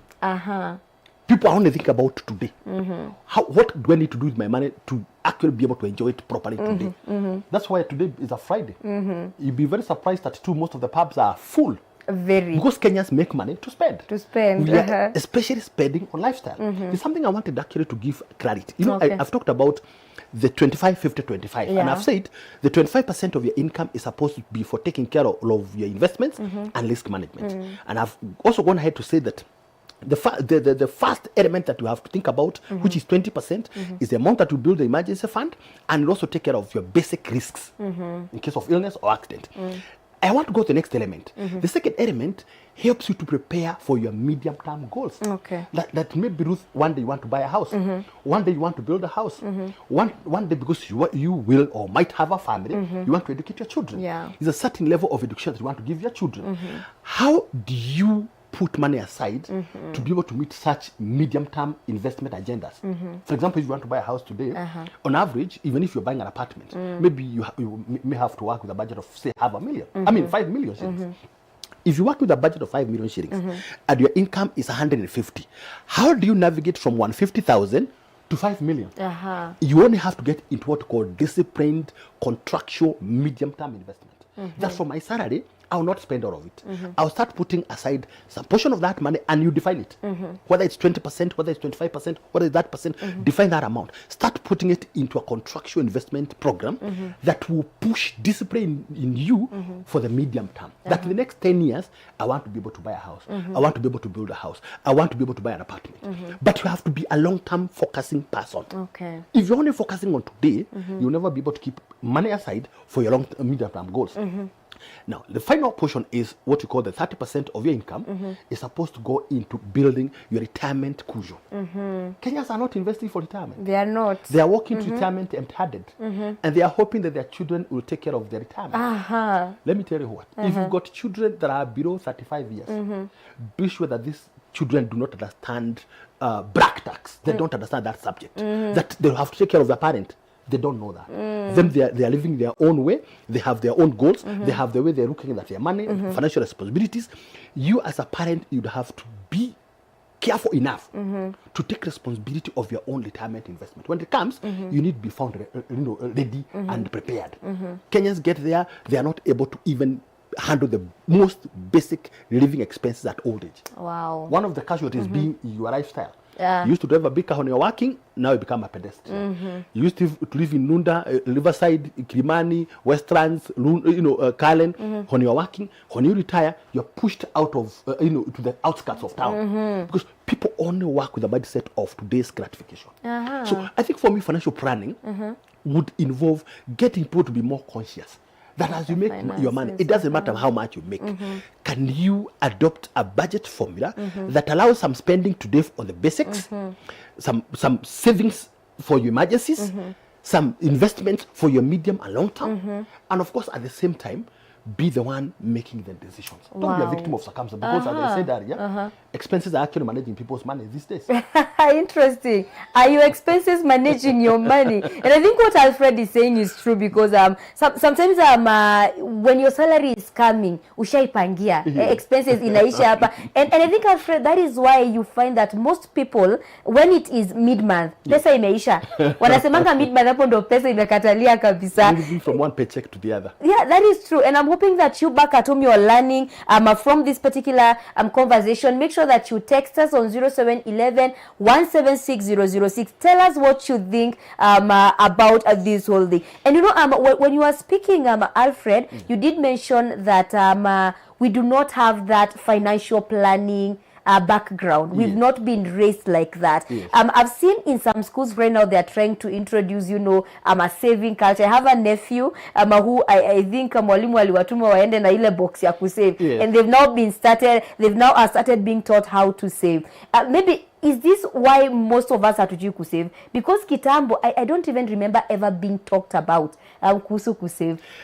It's something interesting I want to talk about, Ruth, at this juncture. We got 4 money personalities. Okay.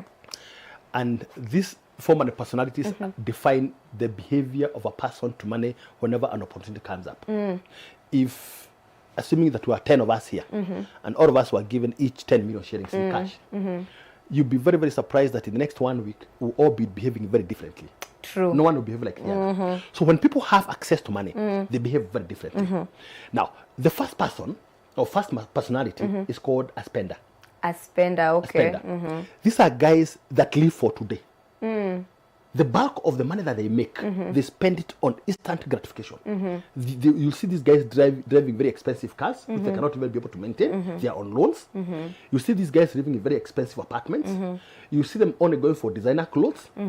When they got social places, they want to brag and they want to show off. They're the ones paying the bills for others. And these people will spend up to the extent that they go into debt. You had the money now, but because of your spending, you have actually stretched that money to the point that you have depleted it. Now you are borrowing. And these guys will borrow from credit cards. They'll borrow through, from their banks. They'll borrow from a circle. From their apps. Just to be able to fit in particular social classes. The problem with these people is that at old age, they have lots of regrets.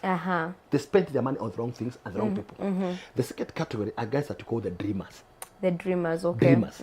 Dreamers know that they ought to start putting money aside to go into investment.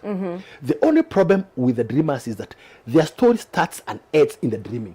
They never take the first step.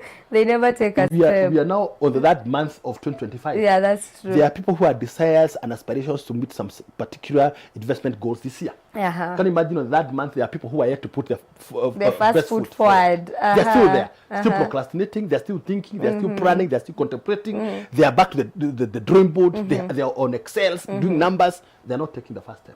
These are the dreamers. By the time the dreamer makes a decision, the opportunity is no longer there. They start making decision on retirement when you are 58, 59, and your retirement is coming at 60. You have no time left. You've already lost it. The narrative has already been made. That category are guys that we call the savers. The savers, okay. Again, we have a problem with the savers. Savers allocate a portion of their income to go into building the cushion that they need. The only problem is that they direct these monies into accounts that don't give them value over time. Okay. You leave money in a savings account. If you left money in a savings account today, even assuming that you leave money in your bank account, saving account, and near down the line, that money is still oscillating within the million shillings. It's not growing. There's no growth, yeah.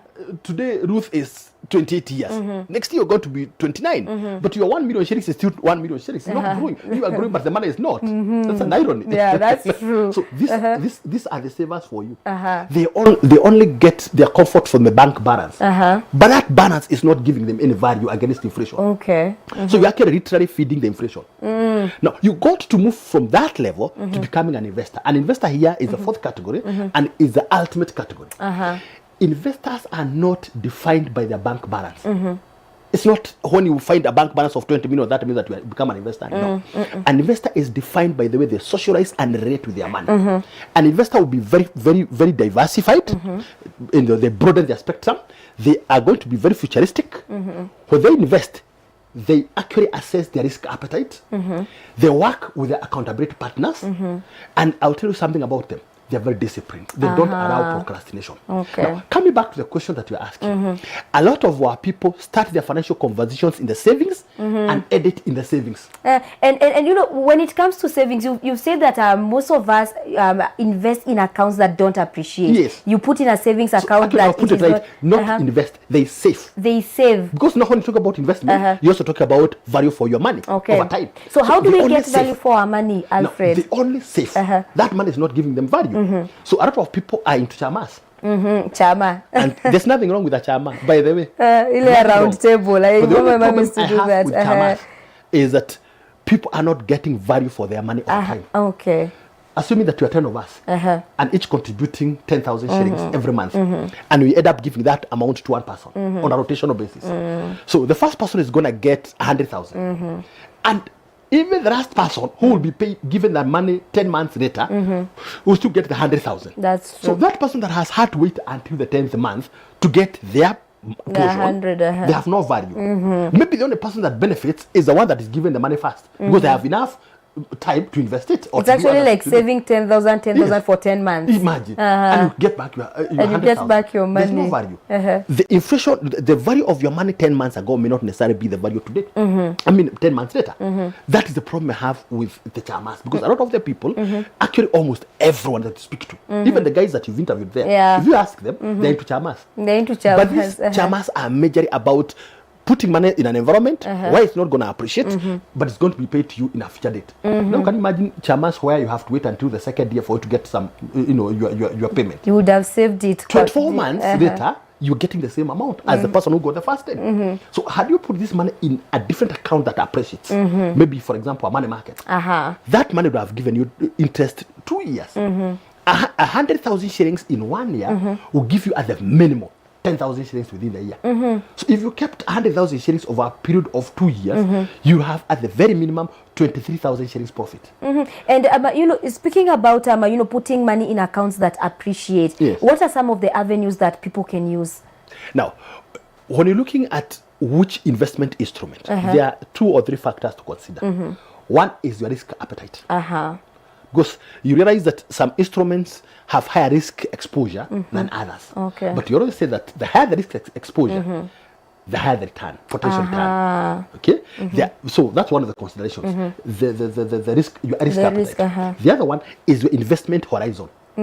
How long do you want to invest? Do you want to invest for 6 months? Do you want to go for 1 year? Do you want to go for 10 years? The longer the investment instrument, the better the return. The other thing, you also got to look at your income pattern. There are people who are earning on a regular basis, and as such, they may be able to get into a regular, maybe long-term investment. There are people who earn once in a while. The people who do, for example, surprise. There are people who've been doing surprise to the government. There are people who've been doing surprise to the county government. Such people may have a lump sum coming, but once in a year. So when it comes to investment, that person must be careful enough to assess themselves in terms of how regular the income is coming before they can make an investment decision. Now, for a person that is looking at a short-term investment instrument, we always basically talk about money market. Money market. Money market is a safe cushion for your money that extends in the short-term space. Anything 1 year to 2 years. You're looking at keeping your money in an environment that competes with the bank savings returns. And when the money is that account, it's earning interest on a daily basis. This is what we call money market. And I'm sure at some point when you invite me again, we'll come and talk more about money market. But then there are other people who are looking at building funds for the medium, long term. This is somebody who has in mind maybe 5 year, 10 year. Ruth wants to buy a house here in Nairobi, and you're looking at this goal the next 5 years or the next 10 years, you get into what you call a medium-term investment platform that invests for you contractually. We've got one broad category of products that we call the contractual investments. What you hear people calling the endowments. We'll also have a chance to talk about that. That's true. Now, in the long term, there are people who talk about retirement investment accounts, pension funds for that matter, pension investments. You're looking at, when I retire, I want to have so much money that will be able to take care of my retirement. Those are retirement investment instruments. Of course, we've got others that mix characteristics of the medium and the long term. That we'll be looking at, for example, what we call the infrastructure bonds. It could be a government security that you invest into for a specific period of time. Could be the 5 year, could be the 7 year, could be the 10 year, and you enjoy a tax-free investment environment. So there are many solutions in the market. But majorly, I always advise people, reach out to me. As a financial consultant, I'll be able to listen to your story. I'll assess your risk. I'll assess your needs. And I'll be able to offer you a solution that directs you to a product that will meet your need. Okay, and Alfred, while speaking, I've heard you talk about discipline, because investment requires a lot of discipline. Now, how do we make sure that sitenda kuinvest alafu nikule? It's a bigger problem for Kenyans. Let me tell you what. If you want to move your greatest obstacle in financial planning, if you want to move your greatest obstacle, it's good to realize that you're the obstacle yourself. You're the obstacle yourself. Discipline, when it comes to financial matters, discipline is everything. The financial discipline levels of Kenyans has always been very pathetic. Okay. A lot of people are borrowing money from the digital platforms, they don't pay back. They instead throw away that line and they buy a new line. That's true. People are borrowing from SACCOs. And a lot of them are not willing to pay back. People are borrowing from banks. They're not paying back. People are borrowing from private lenders. They're not paying back. I want to disappoint you at this particular juncture. Did you know that approximately 61% of people that are borrowing money today are not willing to pay back? 61%? That is even more than half. Yes. 61% of Kenyans that are borrowing money today have no intentions to pay back. Whether they are borrowing from SACCOs, whether they are borrowing from Shylock, whether they are borrowing from private lenders, whether they are borrowing from the banks, whoever they are borrowing, a lot of them only pay because they are compelled. Wow. Let me ask you, do you have somebody that borrowed money from you with a good promise to pay back, and now they're avoiding your calls, they're avoiding your messages, they're avoiding your emails, they're all over the place, but they cannot talk to you? Yeah, they're always such people. That's why every one of us is in. Oh, wow. Kenyans have no discipline. You borrow money. Ruth, I'm borrowing 10,000. I'll pay it on Thursday next week at 11. Come Thursday next week, there are two possibilities. I'll either give you excuses or I'll switch off my phone. There'll only be 30% of people who will be willing to pay back. Wow. In fact, a lot of others will pay later when they are compelled. Yesterday, I was speaking to one of my lady clients. She's got a construction investment with us through ABSA. She's now a bit financially in a dilemma because she gave money to a friend who was having an emergency. She gave 750,000. Okay. And she took that from a SACCO with urgency to support the friend. And the friend had promised, the friend was selling a property and had promised to pay that money in 1 month. Now they're in court. They are now in court. Wow. 2 years down the line, the lady has never been paid a shilling. Wow. The guy screwed out the money in the things that he had wanted to do. Has never paid a shilling, does not pick up calls, does not respond to emails, does not respond to nothing. And a lot of the Kenyan people, even those that are viewing, are in such predicaments that you've given your money to people who are not willing to pay back. And you didn't know at that point. But then the worrying thing is that even with that experience, we continue to give other people. We still continue you to have so give many people that are not paying you back and you're still giving others. That is the core problem that we have. Discipline. Wow. Discipline.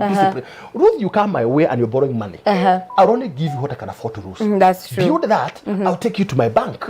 My bank is ABSA Bank. I'll take you to my relationship manager. This is Ruth. Ruth is my good friend. She works for this organization. She wants some loan. Please, if you guys can do some basic check and confirm that her affordability, give her the loan. Take them to the bank. The banks have got the recovery mechanisms. The banks will know how to come for the money. But as an individual, I may not. Wow. So when I talk about financial discipline for me, it is the discipline to manage your money in a friendly way. A big question I want to ask you, Ruth. If your money could speak today, what do you think your money will say about your relationship with you? Wow, distant. Has it been a good distant relationship? Okay. Or has it been a bad relationship? Money sees you as an enemy if you are a spender. Okay. Now money sees you as an enemy if you are a spender, and especially a careless spender. Money sees you as a friend if you invest. Wow. In fact, let me tell you, money has got two peculiar characteristics. It follows people who invest. It is attracted more by investors. And the second thing that is peculiar about money is that money does not like noise. Rich men are not noisemakers. They are quiet. They are quiet. The noisemakers you see in the streets, they have nothing. So money does not like noise and also likes people who have the discipline to invest. And we make money, direct most of it into investment. They say that Rome was never built in a day. That's true. And even your own personal financial wellness is not going to be done in a day. I always tell people that a wise person will on the first day start preparing for the last day. A wise person will on the first day start preparing for the last day. Yeah, you don't prepare in the day of battle. Ruth, Ruth, how long have you been working? For let's say close to 2 years. 2 years. You needed to have started off your financial planning conversation 2 years ago. And that is what will see you successfully to old age. A lot of people start thinking about financial planning when they are 58. And the retirement is 24 months away. At that particular point, your fate is sealed. There is nothing you can do about it. At that particular point, your fate is sealed. How many cases of suicide are we experiencing in Kenya today, every day? A lot. And I don't know what's happening majorly to the men. Majorly to the men. We are bigger spenders. We are lifestyle spenders. Most men are committing suicide when they come to when they are pushed to the wall. That the obligations are too many, your income is so limited, you feel you can't manage this. You are overwhelmed. For some reason, they always jump to the 10th floor, the 11th floor, the 16th floor. Thinking the debt will go away. Yes. Let me tell you what, they jump from such floors to run away from the debt. The bigger question I ask myself, so where are they going after the death? Maybe the file that shows the debt balance is actually going to be open the other side. Who knows? So let's be responsible. Let's be financially responsible. That regardless of the amount you make, let's be so purposeful on how we spend. What portion of that income is supposed to be for investment? What portion is supposed to be for the needs? And what portion is supposed to be for our lifestyle? Because it's a bigger portion of our money that goes into lifestyle. According to Warren Buffett, maximum of 25% of your money is supposed to be for lifestyle management. Okay. The good car that you drive, the hairstyle that you have costs money. I told that ladies are buying wigs that are going for as much as 300,000. There's even $1 million. Jewelry, yes, the jewelry that you guys wear. You look at the clothes that you buy, designer clothes that most people buy. It's more about lifestyle. And according to Warren Buffett, do not spend more than 25% of your income on lifestyle. Wow. Because then you'll be killing the other platforms. And then he also went ahead and said, do not spend more than 50% of your income on needs. Needs are the very basic expenses that you have in life, whether it's food, whether it's shelter, whether it's clothing, whether it's the electricity, whether it's water, whether it's your domestic worker. Don't spend more than 50% of your income on needs. So if you find yourself in an environment where you're spending more than 50% of your income on needs, then you are living above means. Do a lifestyle audit. Downgrade your lifestyle so that you don't stretch beyond 50%. And the 25% that I talked about is primarily for the investment. And let people stop arguing around, is it against the gross or is it against the net? Because this conversion has actually always been there. When you hear tithe, when you don't argue about it. No, when you hear tithe, there are people who have not tithe because they don't know whether it's against the gross or it's against the net. That is true. Actually, I think we've had a lot of questions on that, whether you should tithe from your gross or from your net. God never told us. Use your wisdom. He gave you the wisdom to see how much He is worth in your life. If God is worth more in your life, you can decide the right formula. Is it against my gross? Is it against my net? But at the end of the day, whatever that you put in, you get back. And you've mentioned something very important, Alfred, living beyond our means. And I think most of the people we spoke to out there, most of them are saying, pesa haitoshi, and you find that maybe they've taken children to schools they can't afford. You're living in a house that maybe it's way above what you can afford. What happens? The whole question of living above means it's not just affecting the guys in the lower level. It's affecting guys even the higher level. You'll be very, very surprised that we are never so conscious about risks that we're exposed to when things are going okay. I've got a person that I know. This guy was a lawyer. He unfortunately died during the COVID. The wife was a housewife, or still is a housewife. So this guy took his 2 children to Canada to do their degree there. Unfortunately, when COVID came, he had some heart problem, so he died in the process. All right. Now the problem with his death, and we hear that he was the main person. The wife was not in a financial position to continue taking care of the children. And then the house was in a mess. The financial planning house was in a mess because the succession planning aspect was not properly addressed. So this lady, the fact that she was a housewife, to be able to fit in the shoe of the husband and get access to the funds and the bank accounts has taken forever. Do you know those children have been deported? Wow. Today, parents are taking their children to Brookhouse, which is not a problem. They're taking their children to Rusinga, which is okay. But can you also be deliberate to build a cushion that in the event you died or became broke, I mean, you died or you lost your job or you got disabled, that the children do not have to be moved from that schools to poorer schools. So it is more than what you invest in. Also create that cushion that in the event of a disruption, the kids are actually going to be safeguarded. Yeah. You're taking kids to such schools, and then later when you're diagnosed with cancer, you're hoping that people are going to fundraise for children who are in Brookhouse. There's no fundraising that can sustain children in Brookhouse. That's true. People will actually tell you, move the kids from Brookhouse, bring them to the ordinary schools. So rather than putting now your subject your children to that torture, whenever you take them to such schools, can you also ensure that your risk management platform is solid enough that if anything happened to me, if I died, my wife will not have to struggle to educate the children. I've already put a cushion in place that when upon death, a benefit is going to be paid to my wife to continue taking care of the children. The other element that if I become disabled along the way, I'll not have to move the kids from such schools to poorer schools. Okay. That I've put in place a cushion for disability. That if I become disabled, there's a benefit to be paid by insurance company, which will actually be able to support the education agenda. And the other one, that in case of a terminal illness, for example, the kids will not have to be moved from the current lifestyle to poorer lifestyle. This is what financial planning is all about. The financial planning encompasses not just the investment, but also the risk management. And a critical one, to conclude also, the succession element. Succession. People are doing everything that they can with their money. They are investing, they are diversifying, they are managing the risks, but they are not doing succession plan. So the day you die, your family members start fighting. Wow. So a financial planning conversation is not complete until a succession plan is in place. Interesting. You save, you invest, you secure, but also ensure you put a succession. In our language, we call it distribution. Ensure that it's an end-to-end process. Don't just wake up and start putting money aside. Wow. Also ensure that there is a mechanism of your people to inherit and which is legally acceptable in the event you are not there. Amazing. And Mr. Alfred, someone here has texted and saying it's not that other people refuse to pay back at the time they promised to pay. Sometimes when the time reaches, sometimes you haven't been paid your salary. There must be a delay on salary. And that is what they're saying. There's a question I'm looking for.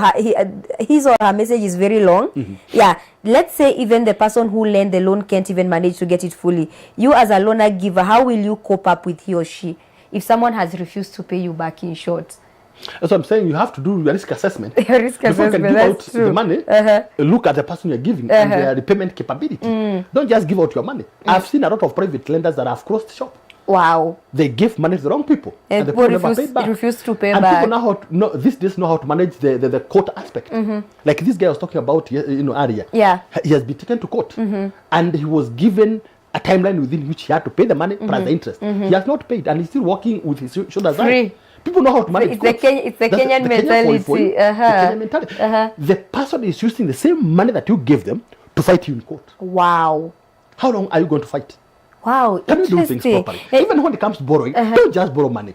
Can you try to find out, is this money going to a productive engagement or is it unproductive engagement? Those people that are saying that maybe a situation where the salary is delayed, you need to have an emergency account. That in the event of delay of their salary, you touch some money from your emergency. But people don't work with emergencies. They don't want to. There are people who call you when they have an emergency, meaning that you are the emergency fund. You're in the emergency fund. That's not a solid way of handling emergencies. Have your own money market account, which you can access whenever there are disruptions or the emergencies. Wow, yes. Amazing. And it is so sad that we are running out of time. Actually, we are out of time. I will be sure to invite Mr. Alfred once again, because it looks like a financial conversation can never end. It has a lot of things. You've heard him speak about money markets. You've heard him speak about investments. These are things we still need to look into. I will make sure that I will call him back once again. But we are running out of. Actually, we are not even running out of time. We are out of time. My producer tells me to wind up, and I thank everyone who has joined us for the Impact Dialogues this morning. But before we leave, of course, we have to let Mr. Alfred give us his parting shot. Very good. When it comes to financial planning, we say it's a personal responsibility. And no one wakes up to fail. People only fail to plan. Wow. As a financial consultant, as I said earlier, my role is to help you to go through or navigate your financial journey. Okay. Making the best decisions at all stages. There is no such a thing as regretting at old age. Regretting at old age does not change the fate. The fate, once sealed, is sealed. So rather than having the wrong fate sealed, why don't you become more purposeful in the way you're managing your money today, and so that you can live a more fulfilled life? That's what God desires of us. Remember what the Bible says. A wise man liveth inheritance for his children's children. That's true. So I don't think it is godly to die broke. It's not godly. God wanted us to have enough for ourselves, for our children and our grandchildren. So let people think outside the box. Let them reach out to financial advisors. I'm not the only one. We've got enough people in the industry who have the competence of giving financial advice. Let them reach out. You'll be assisted to be able to make better decisions at the right stage. So that you can live a more fulfilled life, you'll be able to leave legacy when the time comes. I'm taking away God. It was never in God's plan for you to die broke. It was never in God's plan for you to die broke. But thank you so much for joining us for our Impact Dialogues this morning. My name is Ruth Wanjiru, and I do hope to see you again on Monday as we do this again the right way. But until Monday, stay safe, stay blessed, and stay happy.